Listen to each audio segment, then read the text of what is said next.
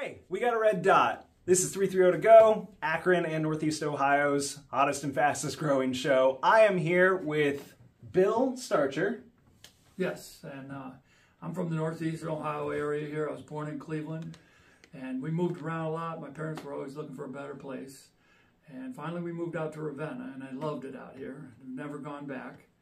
And I've started woodworking at a young age, maybe 18, 19 years old, and did it the full time all the way to date until I found a new hobby of making things out of salvage items. And so I started doing this about 6 years ago. And you may have seen me driving around Portage County, Summit County, Cuyahoga County, anywhere around here, and with something on the back of my truck, either a dinosaur or a Sasquatch. I really enjoy putting smiles on people's faces for free because most people don't do that. And I don't sell any of my items. It is strictly just to put smiles on people's faces. That was a pretty good summary, Bill. Yeah, essentially, earlier this year, I was driving around, saw your sculptures in the back of a trailer in a couple of the parking lots over on Howe Road, and I was pretty sure I wasn't the only one that had noticed it. When I saw you again this year with your Studebaker, did I say that right? Yeah, Studebaker. Studebaker, and it had a Komodo on the back of it made out of knives. I was like, I gotta get a conversation with this guy. So, you may have seen him, you may have seen his work, but now you've seen the man behind it. So yeah, you've been doing this for about 6 years. 6 years. I went to a Ripley's Believe It or Not museum by myself, and I saw a mermaid made out of butter knives, and it was the most fantastic thing I think I've ever seen. And I sat there for 2 hours trying to figure out how they did that because it was so awesome. It was a life-size figurine too, and it had wood carved with a Dremel or something to look like coral next to her. And so I came home and I bought silverware down while I was down in Florida, and I had flown down, so I couldn't even bring it back with me. You couldn't bring it back on the plane, so I got it next year. But I found more silverware up here. Flea markets, yard sales, Goodwills. It's easy to find. And you got to get it cheap if you're going to do something big like this.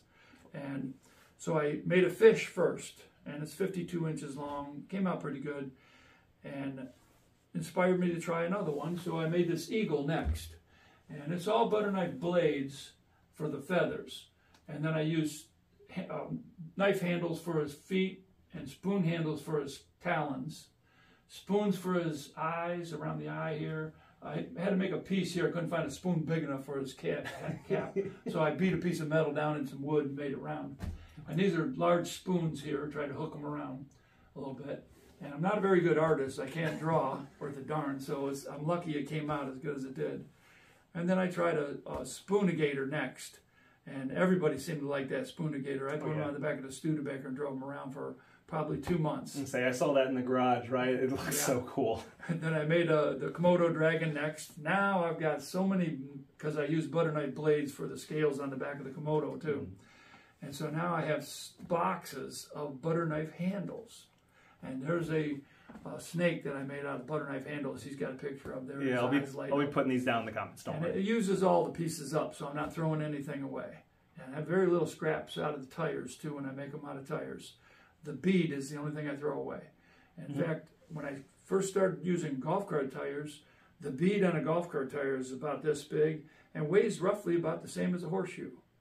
So when I cut that part of the bead out, it's got rubber all the way around it, it's metal inside, made a perfect horseshoe. I gave a couple away as horseshoes for friends. But I used so many tires I could never get rid of that many for horseshoes. But it's an idea for someone else. And if you go on my site, Bill Starcher Art, you can see how these are made step by step. And anybody's welcome to it. I only do it just so somebody else can have a smile about this. And maybe somebody else could make some money with it. I would love to have some 18-year-old kid call me and tell me he just bought his first new car because he sold a couple of sculptures. That would make my day. Of course. How many, if you had to guess, I don't know if you know the number offhand, how many of these sculptures have you made? Like, how many metal ones versus how many tire ones have you made? There's more rubber ones. More rubber. Because I started with these first and did it maybe for a year and a half. Okay. 2 years at the most. For 4 years, I've been just making the rubber ones because I've just been inundated with tires. Any motorcycle shop you go to, they're free. They'll give them to you free. And so it doesn't cost anything for the materials. I even found a place in Kent that'll give me the barrels for free that I use underneath the rubber to screw the tires to. Okay. And now I have to buy the rebar, or if I can get stainless steel rod, that's even better, because it'll never deteriorate. It's forever. And I came across that, my buddy at the junkyard over here in Streetsboro came across with some rods that weren't quite to the manufacturer's data that he wanted. Yeah.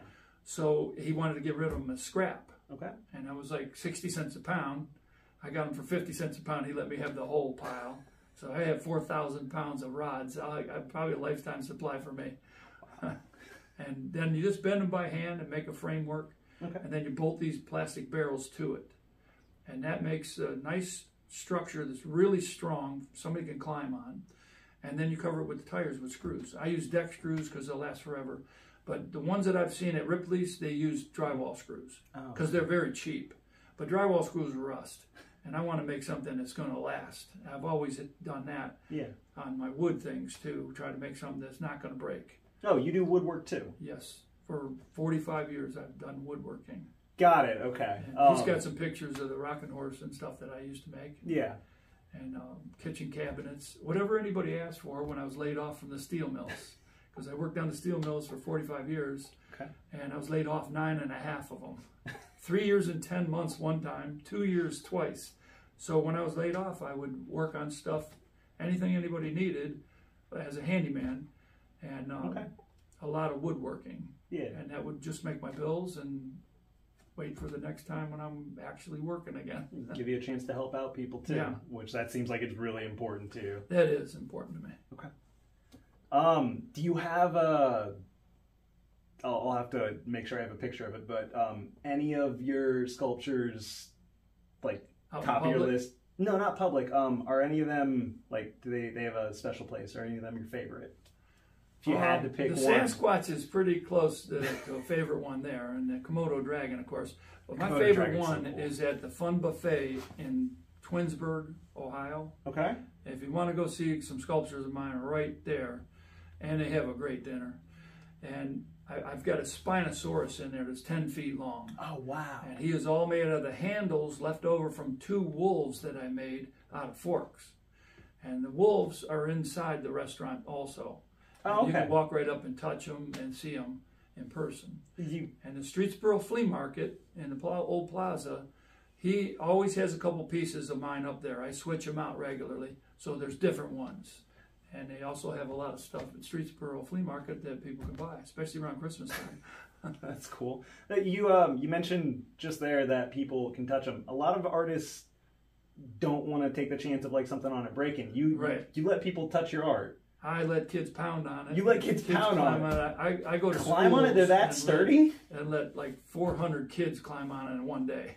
Schools bring you out with your sculptures for kids to be able to play on them. That is cool. Yes, and also I had a field trip here to my house. The kids came out from Brown Junior High on a school bus, and that was one of the coolest things in my life, having kids coming to my house as a field trip. That is totally fair. I'm trying to think if there's anything else. Is there anything in specific that you might want to talk about all this that you haven't already that I can't think of for some reason? My next project is going to be a turtle because the kids at Brown Junior High asked me if I would make a turtle next. And I've had some stainless steel pipe out there that's got like a funny curve to it. I bought it just because it was stainless steel and was a cheap price at the time. Okay. But in my mind, sometimes I see things that aren't there. And the way they're arched, I thought the turtle's legs would be perfect for that, and I'll cover them with silverware. And I've got a lot of handles left over because I'm making that shark right now out of butter knife blades only. So I've got boxes of butter knife handles. So I'm going to make his legs out of the butter knife handles over top of that stainless steel pipe. Probably put 4 wheels on the bottom of him so it's easy access. And then I'll make the whole turtle shell out of tires. And it'll be stainless steel rods underneath and covered with the plastic barrels, and then the tires on top of that. That's cool. No, I guess the thing that got me out here. So how often do you drive through the greater Northeast Ohio 330 area with these things? All during the summer. Whenever I'm not at a gig. I will go out and just enjoy the day running around with something on the back of my vehicle. And once in a while, I'll even hook up the trailer. Like if I have a gig, and I want to test the trailer out, I'll go drive around with the trailer on there too. Go to the flea market, the Hartville Flea Market. The guy's really nice up there and lets me bring them in anytime I want to. And he set up a thing. One time they had a Americana show, which is a big show there, and he let me set my stand up underneath the pavilion so it was covered in case it rained, and it was awesome. And I got a lot of feedback from that one. And that's where I started going to the schools, actually. Oh, okay. 2 artists went to that Americana show, saw me there, and asked if I could come to their school. Okay. So the first time I decided to come to their school, it was cold and raining and during the COVID. And I thought, man, if I get those kids outside, it's going to be all my fault when somebody gets sick. Even if somebody gets a cold, it's going to be Bill Starcher, you know. Okay. So I called the teacher to tell her, you know, to cancel for that day. Yeah. Because it was cold, wet, raining. And it was in November during the COVID. I'm sure everybody in Northeast was going to remember this. Okay. I called to cancel, and she was in the classroom with her phone, and she tells the class, I got the artist on the phone. I hear all the kids, you know, yay, oh man, I can't cancel this out. So I took my soccer mom minivan, put a couple of things in it, and went to her classroom only that day. Okay. And the principal came down and saw that and said, man, it's going to be nice the next couple of days. That's those 85-degree days that everybody remembers back during the COVID we had. And 3 days, I went to 6 schools. I couldn't let the kids climb on it because I was afraid of the COVID. Yeah. But they got to touch it. You know, because you got a dinosaur in front of an 8-year-old kid, they have to touch. Of course. So I took 91% alcohol and wiped everything down in between each class. Oh, nobody got sick, and so I was a hit. Good. How long does it normally take you from like start to finish with one of these? Obviously, the size is gonna change the timeline, but if you had to just actually, it's not more the size; it's more the materials. This one here took me about a month and a half. Okay. And it was one of my earlier ones. This is only the second one I ever made. And so it took me about a month and a half of intense work on it. Okay. And then it started getting a little bit easier, but these still take a lot more time, these metal ones. Yeah. But then when I started doing the rubber ones, the first one, the dinosaur, took me about a month. Okay. And then after that, I started seeing easier ways to do things. Oh, yeah, of course. And straps to pull the plastic down, to bolt it, and just and heat from a propane torch to get the plastic to bend to the metal structure, and then put the bolts in. And there was a lot of little tricks that I learned to make it quicker. And my best one is the Buffalo, which is one of the biggest ones, too. And he only took 8 days to make. 8 days? Yeah, and normal now, it takes me about 2 weeks to make the rubber ones. Wow. So even Sasquatch took 2 weeks to make. And about, just because you brought it up just now, about how much does the Buffalo weigh versus... He's 1,200 pounds. 1,200 pounds. Yeah, he's a lot bigger. Sasquatch is about 600 pounds. Yeah. The bears out front... I don't think you got a picture of those. But I'll make sure. Mama bear and baby bear. Mama bear and baby bears. He's 400 pounds and she's 600 pounds. And they're heavy because the tires are heavy. Yeah, It doesn't make them more expensive though, because you still can make these things for probably $150, $200 a piece. Yeah. On the rubber ones. Are they all rubber through and through? Are they hollow? Do they have a structure inside? Yeah, the rebar or stainless steel rods. I bend them around by hand and weld them together. Okay. And after that frame is made, I try to adjust it if I need to, or if I think it's good, I start putting the plastic barrels, the big blue plastic barrels. Okay. I get those for free. I was paying $5 a piece when I first started doing it. And it takes 5 to 6, 8 of them sometimes to make one of these. And if you go on my site, that Buffalo is really cool because I went to take the lids and the bottoms of the barrels I wasn't using back to recycling, and they said, we can't take them, they're not food grade. So I brought them back home, and I made that entire Buffalo out of lids and the bottoms of barrels. And there's a picture on there with the round spots. It almost looks cool enough to leave it like that before I put the tires on. Yeah.